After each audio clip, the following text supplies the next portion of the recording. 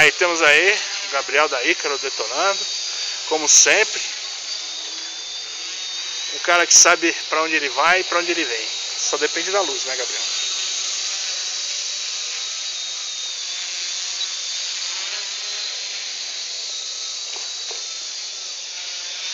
Muito bem.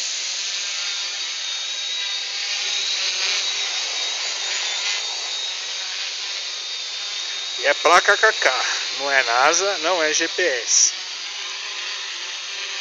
E tá estável. Tá bom.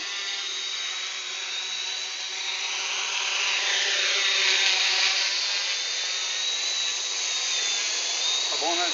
Tá bom, tá muito estável.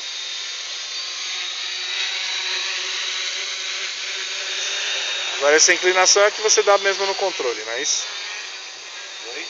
A inclinação é normal do que você está passando pelo rádio, então tá certo. KK2.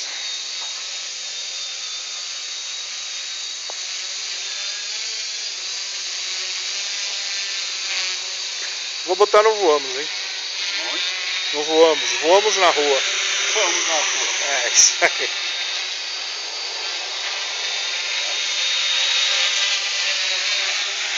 Você tem coragem.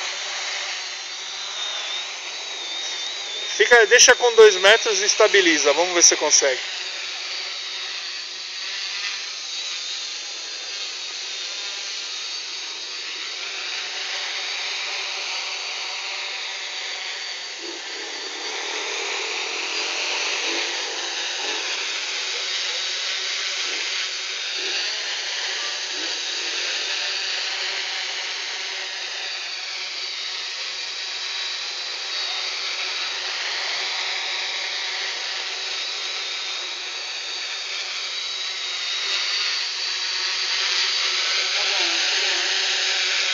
Dá uma altura de 2 metros.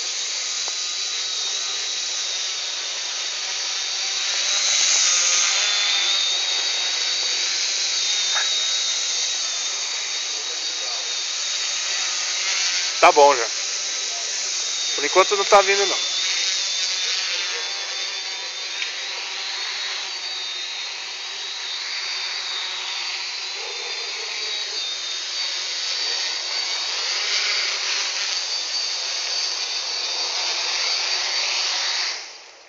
Legal, né?